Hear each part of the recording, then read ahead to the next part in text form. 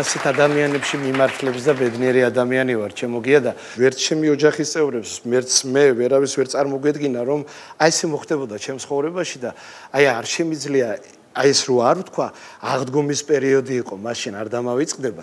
ნაბახუსევი ხარ ადამიანი, დღესასწაულია, კიდე გეგმავს საწახვიდე. ამბები და წამოწოლილი ვარ. დილა, წევარ რა წამოწოლილი არა ვარ, ლოგინში ვარ, წევარ და ტელეფონი რეკავს.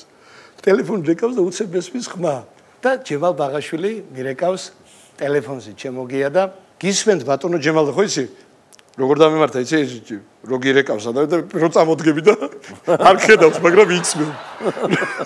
რო აი და არ ველოდი ტელეფონსაც უყურებ და დიახ ბატონო ჯემალ მეთქი და ბატონმა ჯემალმა ჯანო გენაცვალე როგორც იცის ესე რომ დაგბუხტავს თავიდან და აი ესე შეგაქებს ის როგორც გეკუთვნის ისე შეგაქებს რომ ის ხება მერე პასუხისმგებლობაა შენი ცხოვრების სავალგზაზე შენთვის და მეუბნება ასეთ რამეს ბლექსი არენაზე ჩხიკვდა ქორწილი მიუზიკლი უნდა გათამაშდეს და იქ უნდა იყოს შენ ერთ-ერთი მონაწილეო აი ეს მითხრა მაშინ და ეს რომ მითხრა მე არ მახსოვს იქიდან როგორ გავარდი დედაჩემს როგორ ჩავეხუტე აი ესე დავფრინავდი და იმ დღეს ვერაფერმა ვერ დამათრო ჩემოგია ვერაფერმა 9 სტუმარი მოვიარე ისეთი ბედნიერი ვიყავი ბატონი ჯემალი ზარით და იმის შემდეგ ასე ხდება და ბევრად როგორი მნიშვნელოვანი წვლილი შემოიტანე ძმაო ამ ჩვენს ერთიან დიდ ხო და ერთ-ერთშიც რო გვიწევს სამაგიდო მუშაობა რეპეტიცია აი ეს კიდე საოცრებაა და ამისთვის მადლობა ღმერთს რა